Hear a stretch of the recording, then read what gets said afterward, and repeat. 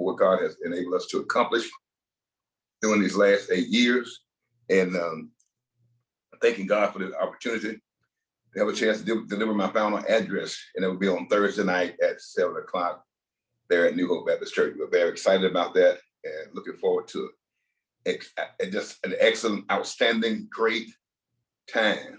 I am looking forward to it with all the anticipation that God is going to truly bless us as we hand the mantle over to the new leadership there at New Hope Baptist Church. And we will hand it over to Dr. Ronnie Patterson, who will become president on Thursday night at about 8:05 p.m. So my address will be about that time. So look forward to sharing with you next week.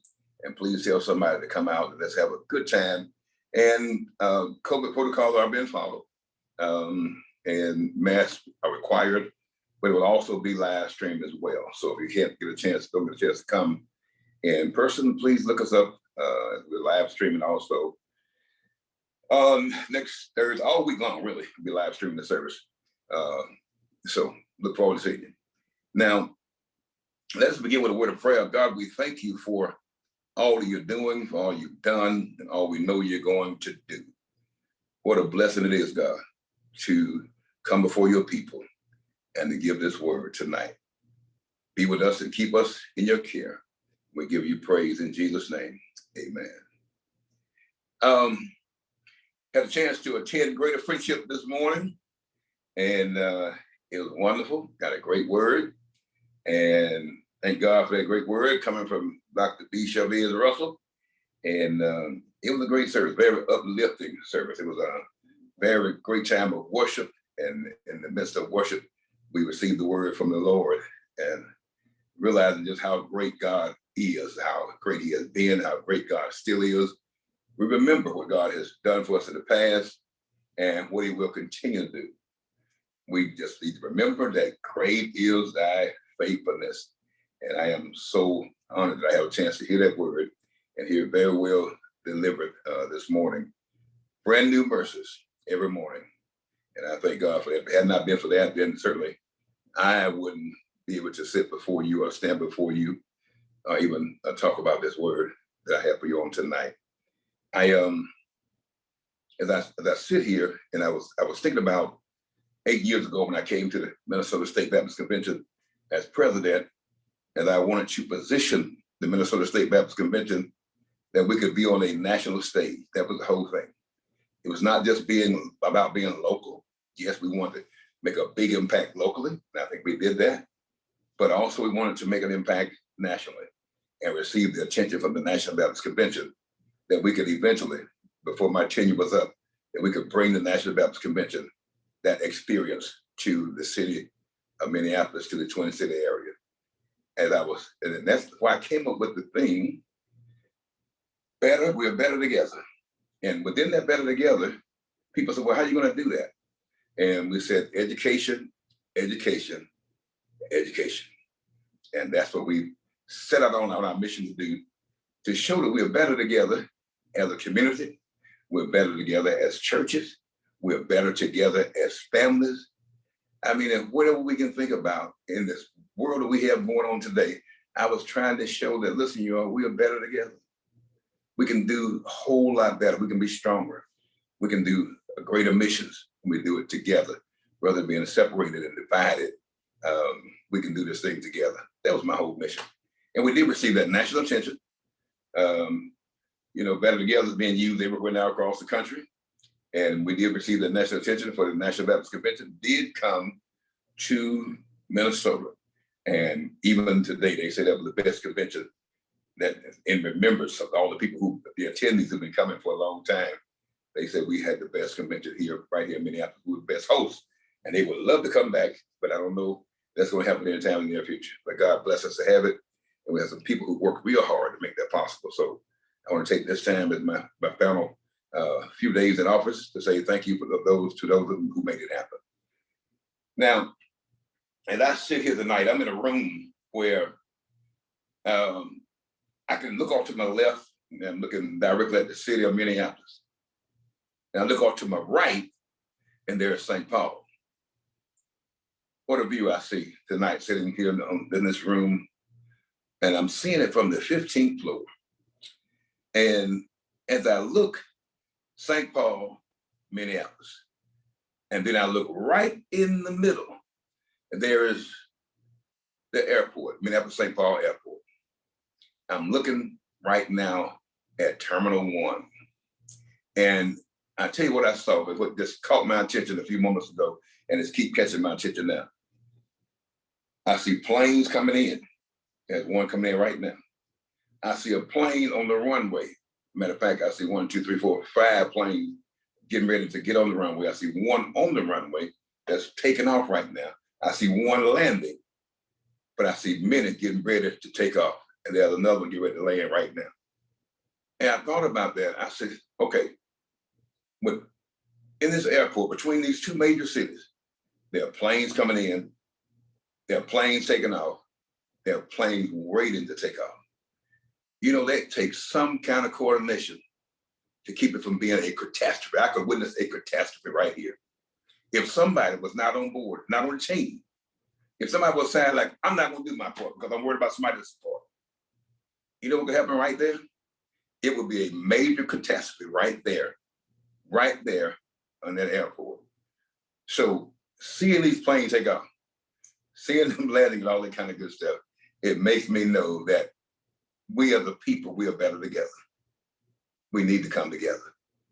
Our world, our country, we are so divided right now. It is just truly nerve-wracking to me, should I say.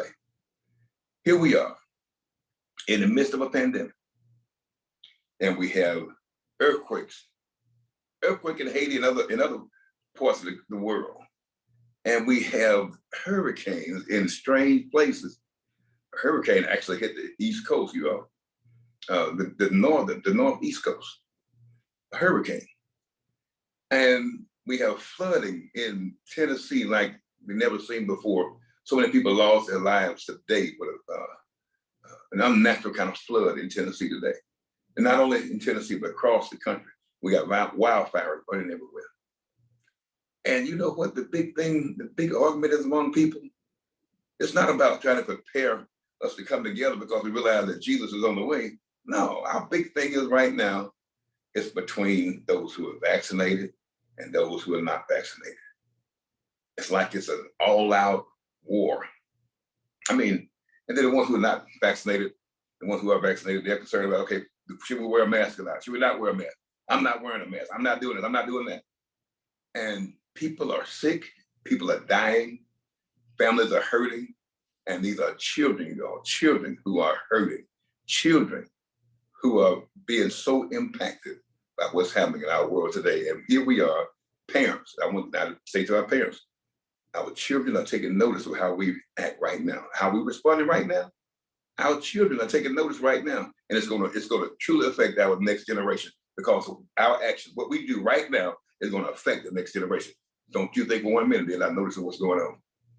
Our children know what's going on. They are watching our every action.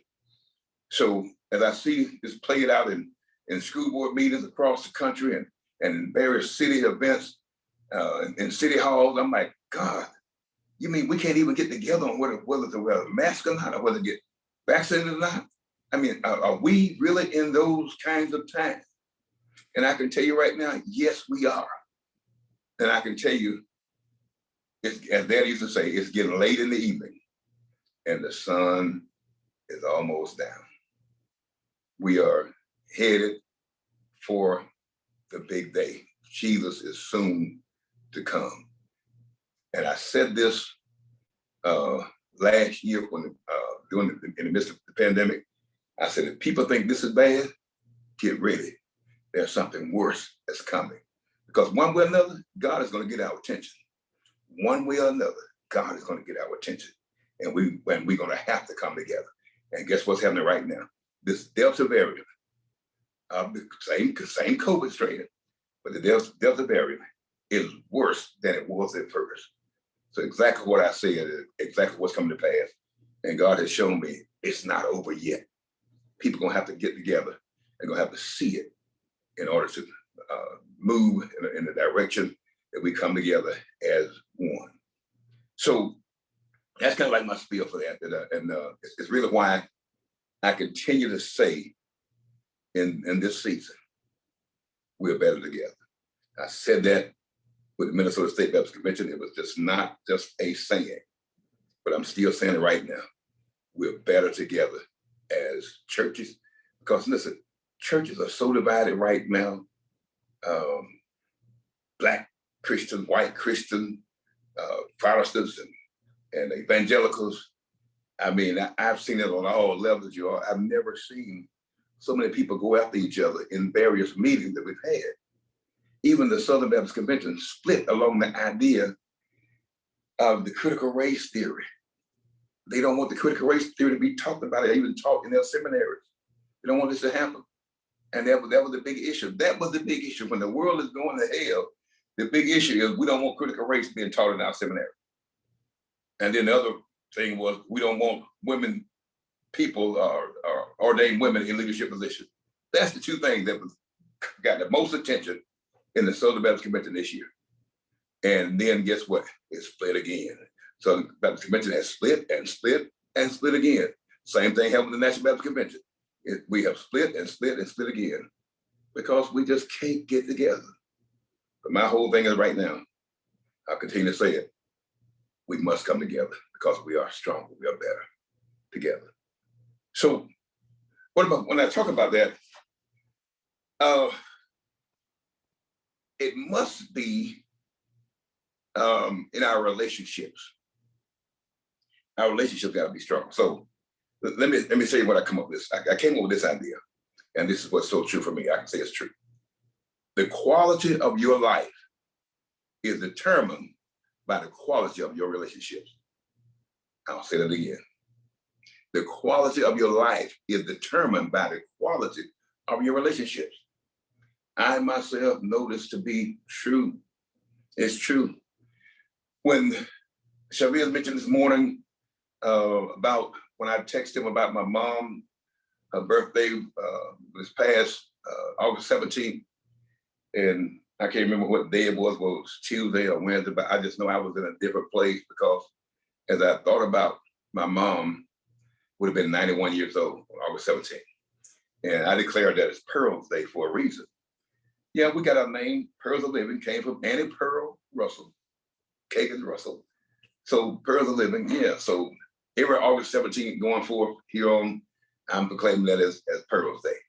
I say that because as I was sitting there in the house, I was doing some reading and it hit me like a ton of bricks. I was like, you know, my mama would have been 91 today, but something else struck me. It said, if my mother had not loved me and cared for me, and if we didn't have a relationship, that she would do everything that she could to take care of me. If that had not been the case then I wouldn't have been here. And I text Shavir that I said that, you know, my mom stood in the doorway and protected me from the police. They sent deputies to my house, my mom's house, and they came to get me. I was a young 13-year-old boy, and they came to get me because of a false accusation from a little white girl that said I winked my eye at her.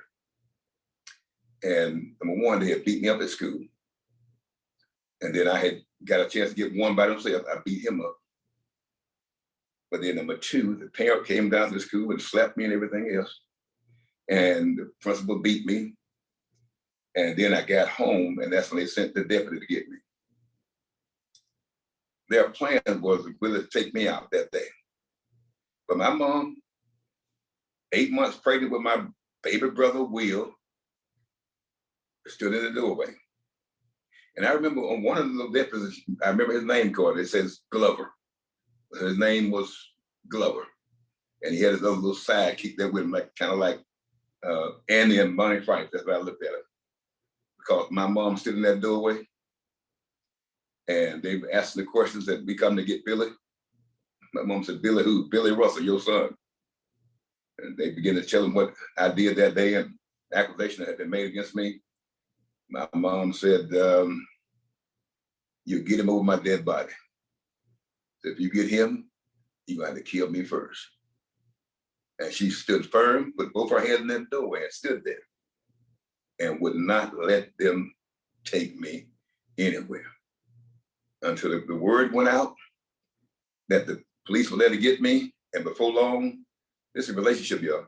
The whole community of Black folks came together and came down to my mom's house, started with my granddaddy and other deacons of the church. They came down with sticks or whatever they had, what they could find, and literally ran the people away, ran the deputy, the police, his deputy, ran them off because it was not right what it was trying to do. If they had got me, there would probably be no Bill and Teresa.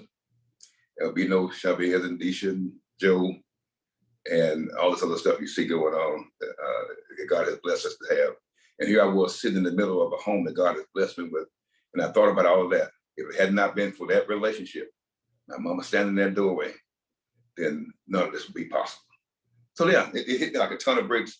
And I remember her in a very special way.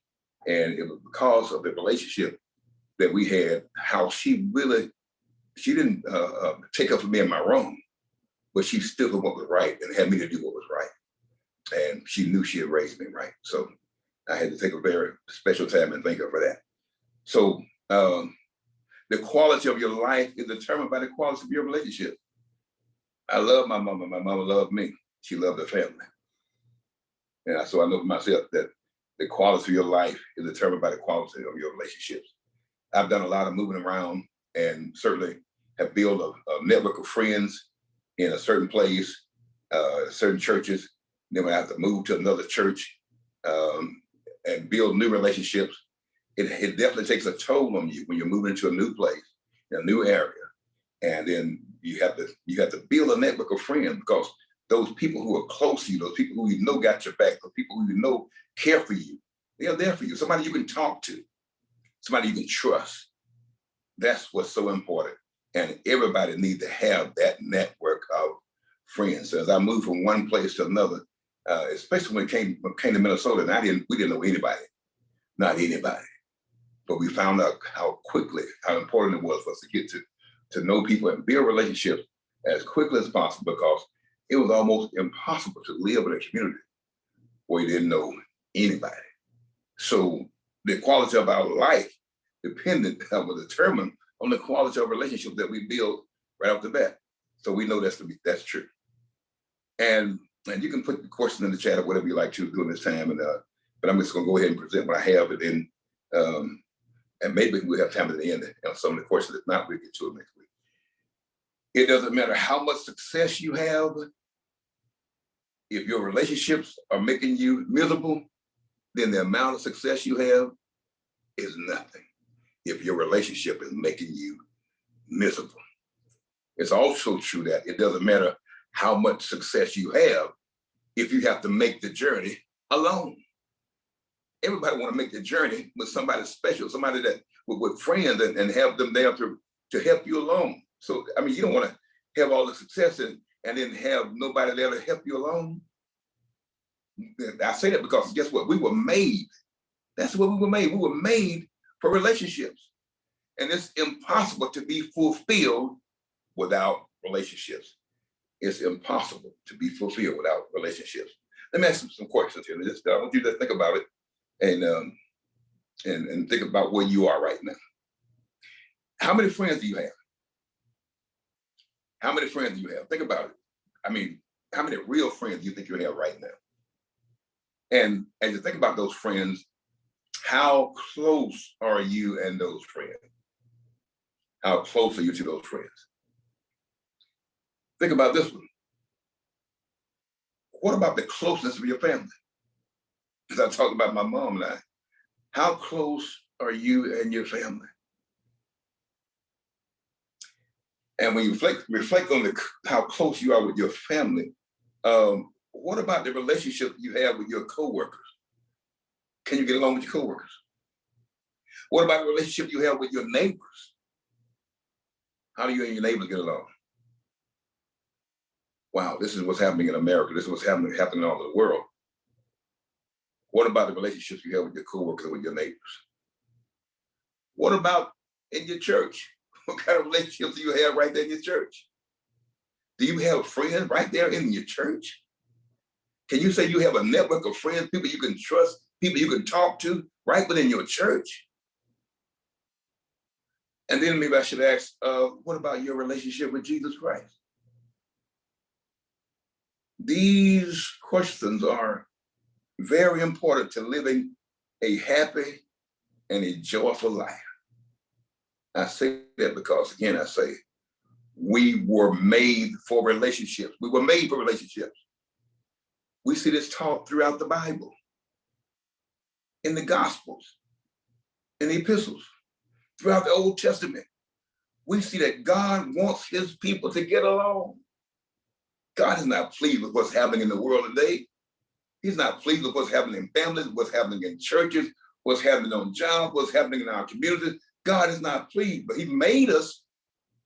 We were created for relationships. Go back to that second chapter of Genesis. Even King David wrote in Psalm 133:1, he said, behold, how good and how pleasant it is for brethren to dwell together, to live together, to be together in unity. And Jesus himself said in John 13:35, he says, by this shall all men know that you are my disciples, if you have love one to another. This is how people know that you are a real disciple, if you can show love one for another. If we can't love one another in our families and love one another in our church and love one another in our community, how in the world are we going to talk about how get people to come to Jesus? Because the world, they know we're disciples by the way we love each other. Peter and John and Paul also said it again and again. We read the epistles, we find out they kept on saying, love one another, serve one another, take care of one another, love one another, serve one another, take care of one another. This is what they kept saying. Love one another, serve one another, take care of one another. This is what he said. The Christian life isn't just a vertical relationship between you and the God of heaven. It's not just between you and God. Clearly, that is very essential. That's a very essential part of relationship, is your relationship with God. True enough, God wants you to have a personal one-on-one relationship with him. He wants you to have that relationship, and he wants you to walk in fellowship with him. He wants you to do that, but he also wants you to walk in fellowship with one another. How can you say you got a relationship with God and don't have a relationship with each other? That's not possible. A big part of the Christian life is expressed in how you relate to others. And I can't understand how a person can talk about they're so close to Jesus, so close to God, and can't even get along with their fellow man. I don't see how that works. Well, there's a phrase, and I come talk about it, bring it all home to our relationship with each other. Maybe I can talk about husband and wife here. It says, there's an old saying that says, absence makes the heart grow fonder. Absence makes the heart grow fonder. That's true to a point. You know, when I stay away from you for a while and we come back together, oh, our love is stronger. Our love is stronger. Yeah, that was true. At the beginning, my wife and I, when we first got married, I remember that first week that we was away from each other. When I went to do revival in Ypsilanti, Michigan, and boy, by the time that week was over, that was the longest week of my life. And talk about how my love got stronger every day I was gone. And I know she was feeling the same way. I could not wait to get back home. That ride, that 15-hour ride turned into like 25, 30 days, seemed like. When we finally got home, oh Lord, I remember that embrace that we had that day. And then, yeah, Chavez was born. That's how absence makes the heart grow fonder. That's true up to a point. We all have experienced that, I'm sure. Absence makes the heart grow fonder. I'm away for a while. Boy, we're coming together. You know, I can't wait to see you. But you don't want to go too far over that idea. Right, man? You don't want to go too far over that idea. Because you might find out that absence makes the heart start looking for someone who wasn't gone all the time. So you can't be around here like, well, my absence make our hearts grow fonder. We get closer, and I'm gone. But then if you're not careful, you'll find that absence make the heart start looking for someone who isn't gone all the time. Being close to someone, being there for someone, this is what make a relationship thrive. Being close to someone, being there for someone. This, I mean, over the years, this is what we found out. This is what makes a relationship thrive. That's why you see my wife and I, we do everything together.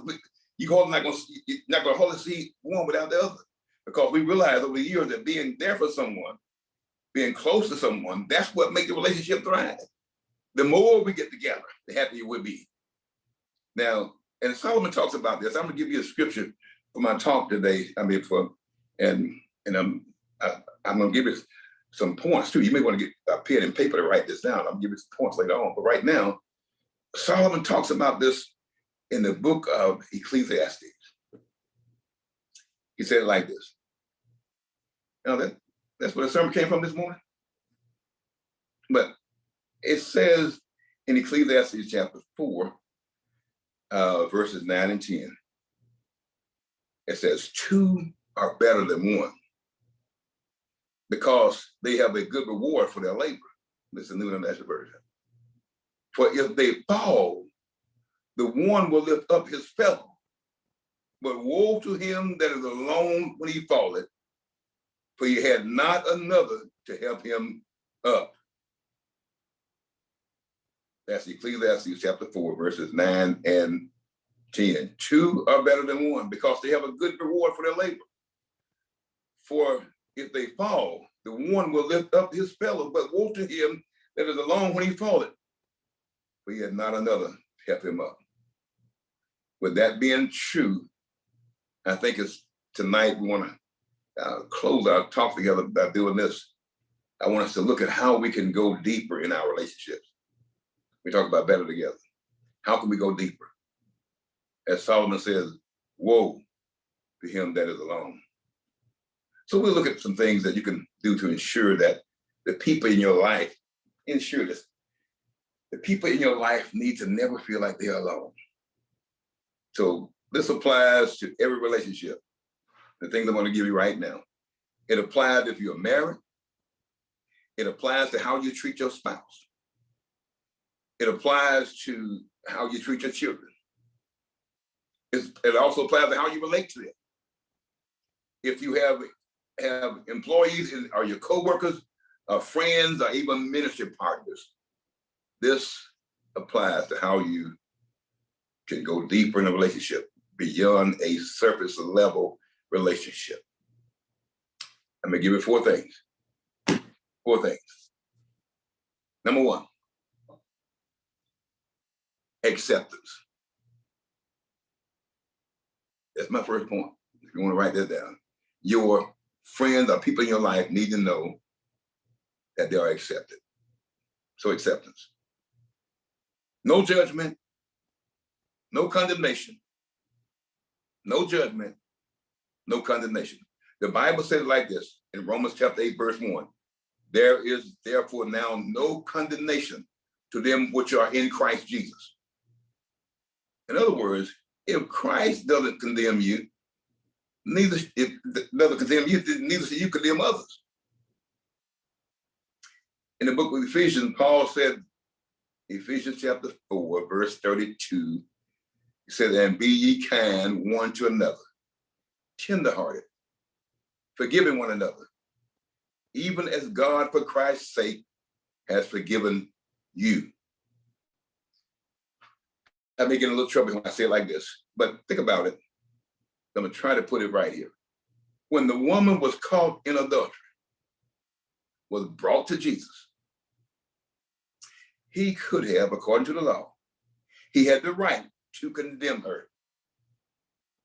Okay, according to the law, he had the right to condemn her. But what did he do?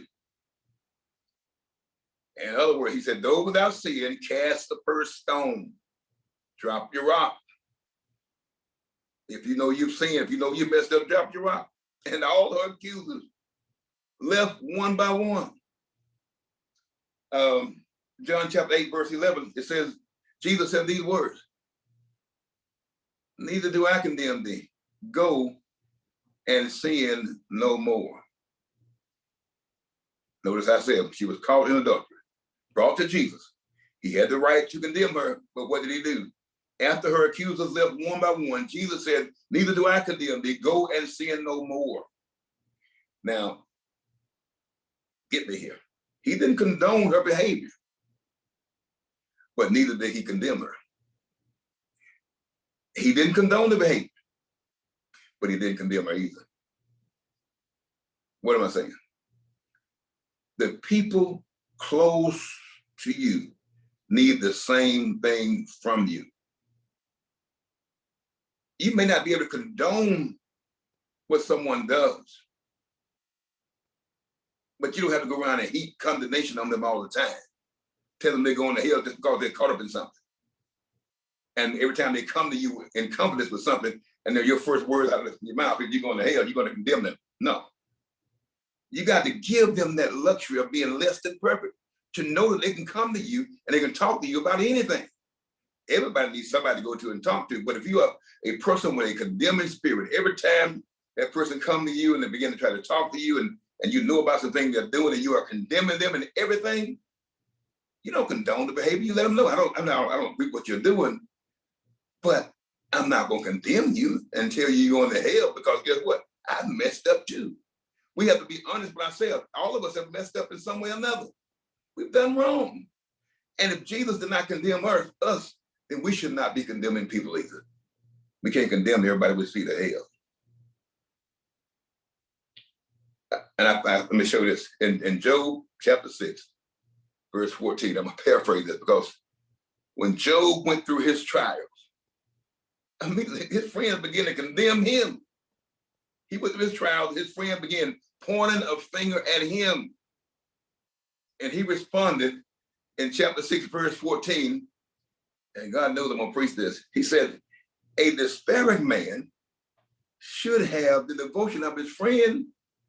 A despairing man, a person going through, should at least have the devotion of his friends, even though he forsakes the fear of the Almighty, even though he messed up.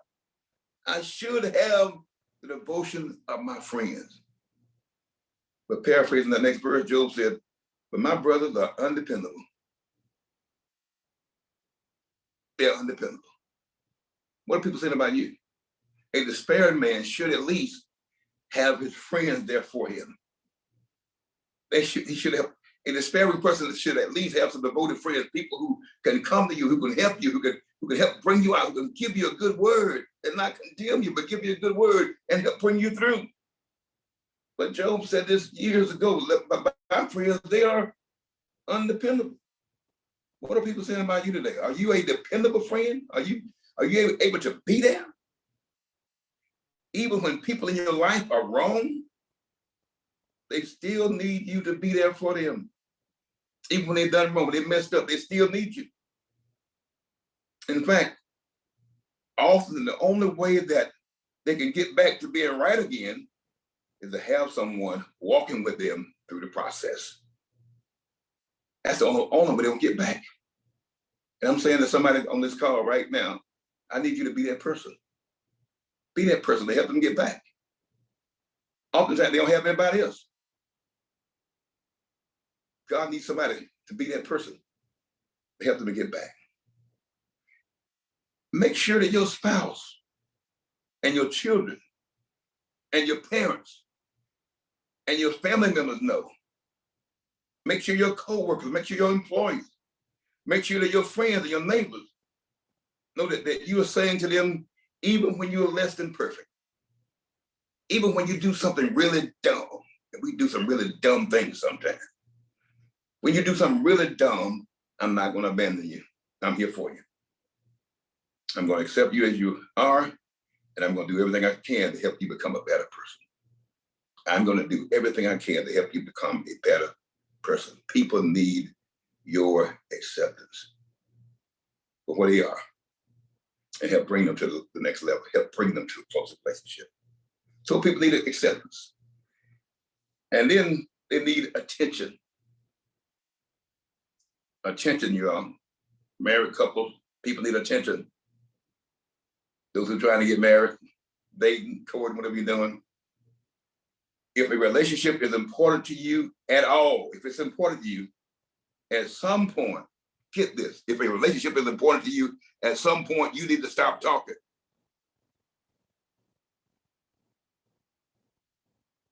And listen. Somebody wrote a song like that. God is trying to tell you something. Listen.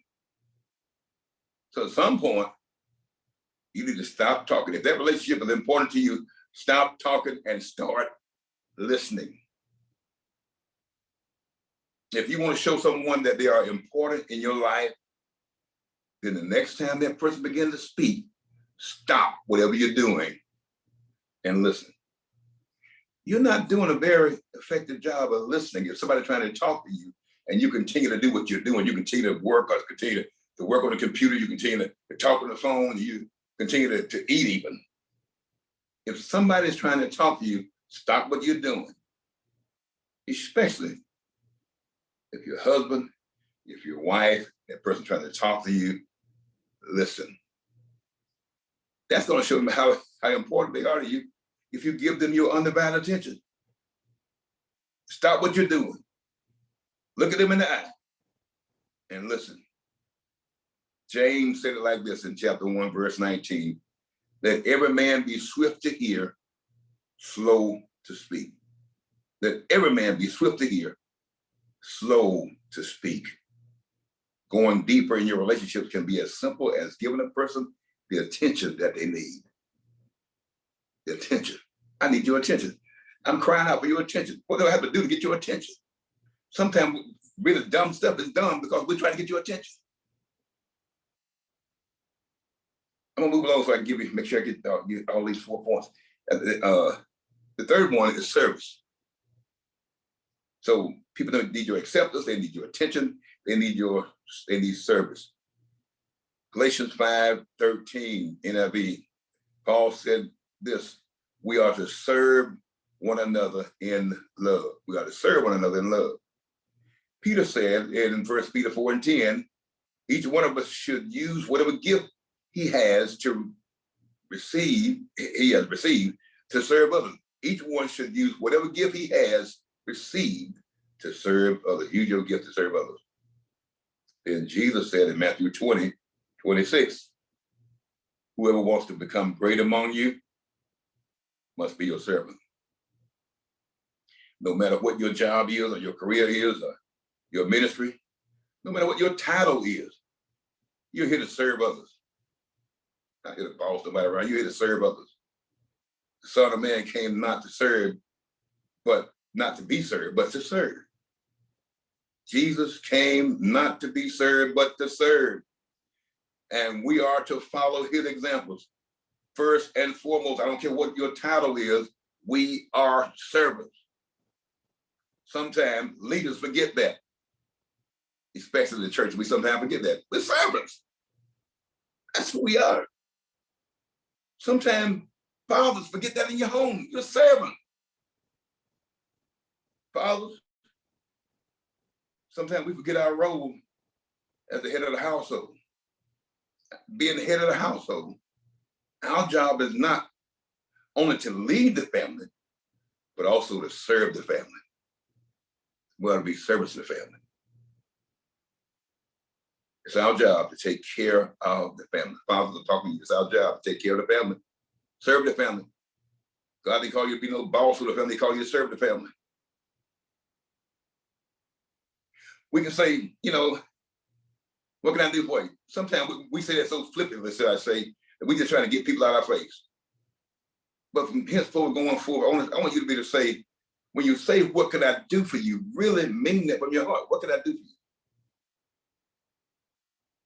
A lot of times we say, what can I do for you? And we have no intention of doing anything for anyone other than ourselves. The fact is that you, me, and all of us, we are called to be servants. And our attitude needs to be, what can I do for you? And when we say that, we need to mean it. What can I do for you? Only relationship built on serving one another can become meaningful relationship. So I challenge you, risk being a servant.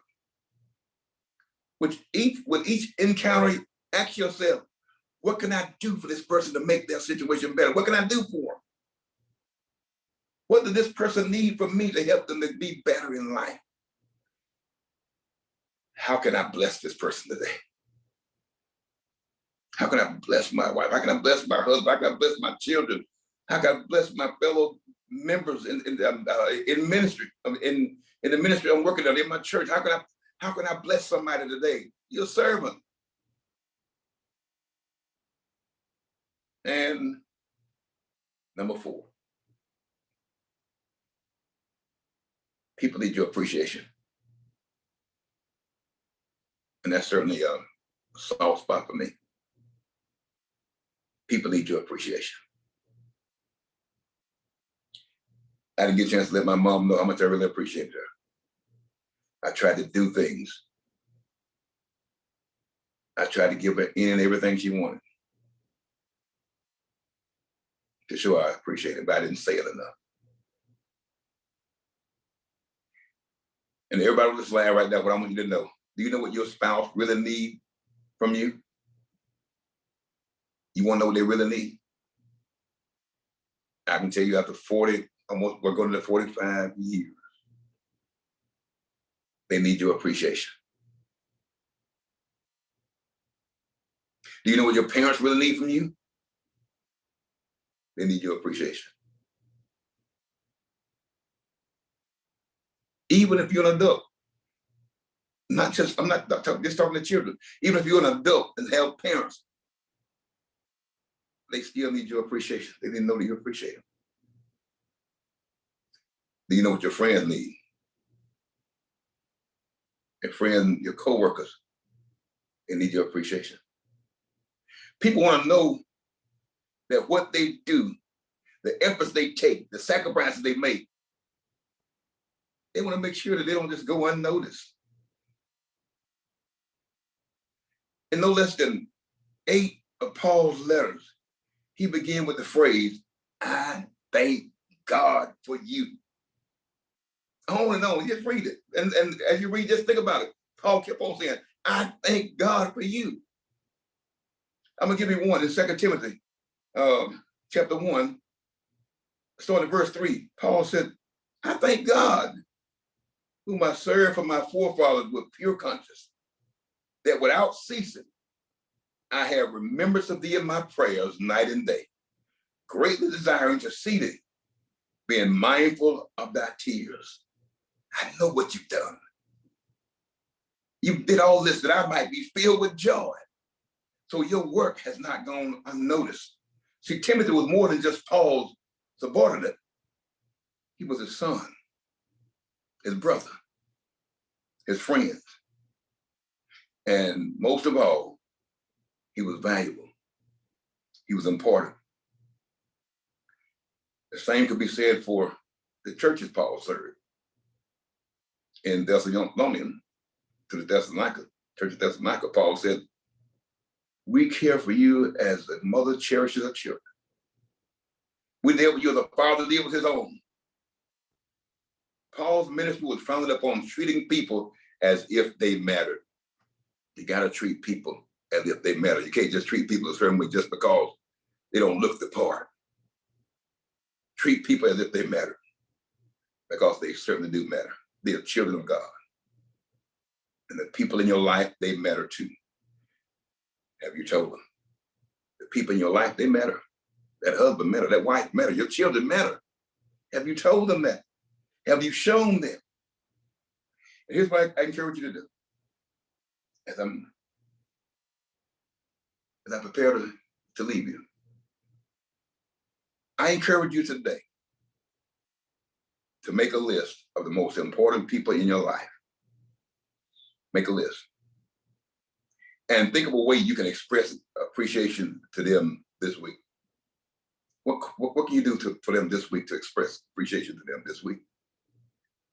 I'm not saying you have to go out and buy them a Rolls Royce or Cadillac, anything like that, but How can you express appreciation to that person that means so much? Somebody may want to go about it, like, I don't know. God, they don't your heart to it. But but also it means so much. Just send them a card and say, I love you. Thank you. Send them an email. Send them a text. Inbox them, whatever. I don't know what all it is, but at least say a kind word. Buy them a book.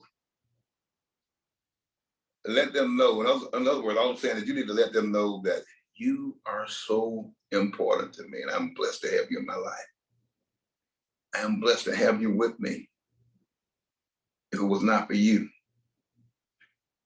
I don't know where I would be. That's what I want to tell my mom every day.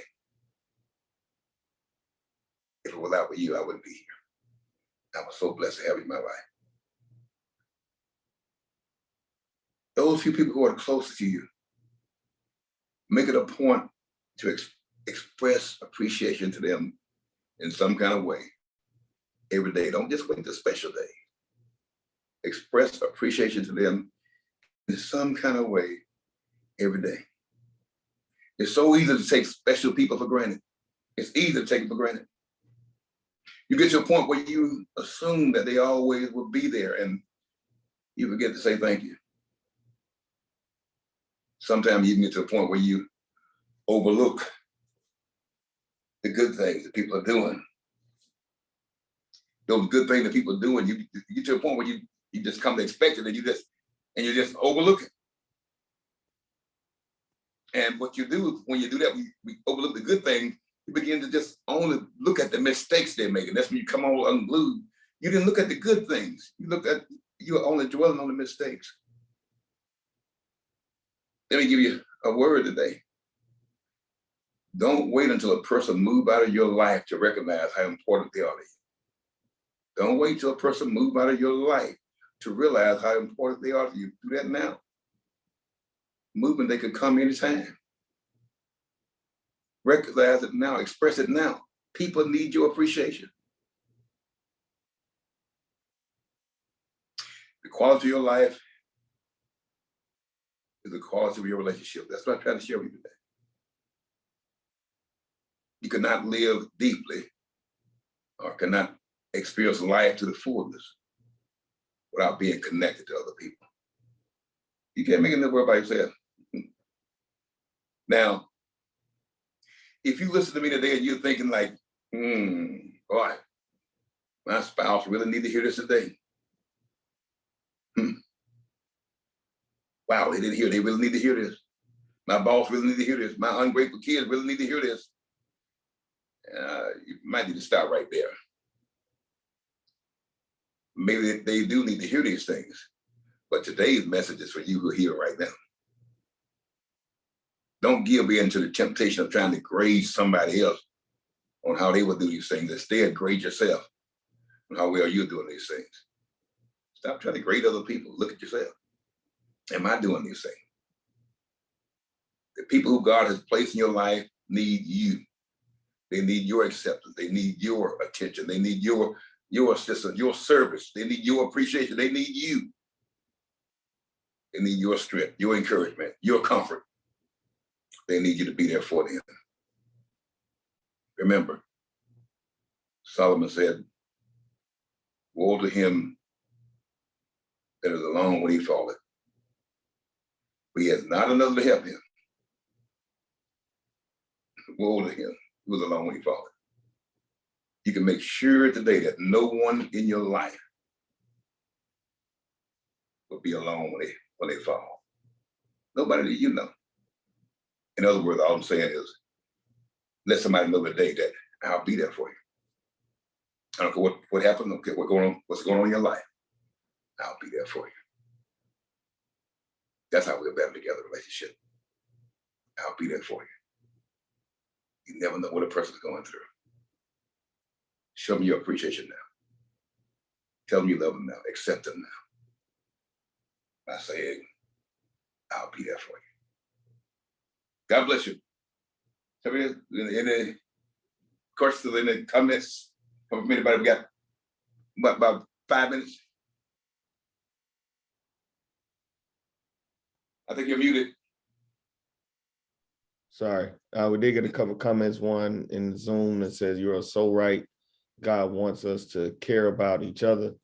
And also, you let me know that I'm doing and living right. We have the same mindset, godly, our love, so real that the little animals and rabbits bring us food because we feed them nuts at our doorsteps. And on Facebook, Ms. Diane Davis says she missed your preaching, teaching, and singing. Thank you. So that in mind, all who hear this, those who listen live, and those who go on Facebook, again, I want to say that I'll be preaching on my farewell. I start saying my trial sermon. It's not a trial sermon. It's my final sermon as president of the Minnesota State Baptist Convention. That will be done Thursday night. I would love to see you there in person, but if not, you can also get it streamed and be the New Hope Baptist Church. You can get it live streaming, which we send out a link. Be good to come every night, but please come and be with us on Thursday night at the New Hope Baptist Church right there in St. Paul. Dr. Ronnie D. Patterson, pastor. And I'll be passing the mantle that night to the next president of the Minnesota State Baptist Convention. And it's been a joy for us to do that. And I'd like you to be there to be a part of that joy that we're going to share that night. God has already given us a word for Thursday night. So until then, I hope to see you next Sunday night at 6 o'clock. We have Bishop LeBaron Hedgeman, and has agreed to be with us next week to talk about relationships and relationship we had coming up as pastor and son in the ministry, and how God has elevated him to bishop, but also the relationship he has with his family, his wife, but then also to talk about his new book on helping churches to really, it's the whole thing, how to help you get grants for you to help find your vision at your church. That's what it's all about. He'll talk about some of those visions that we had together at the Mount Olive Baptist Church in Meridian, Mississippi, and how now God has brought all that stuff into existence there at the church. So until next week, 6 o'clock, God bless you, God keep you. Thank you for joining us. We'll see you then.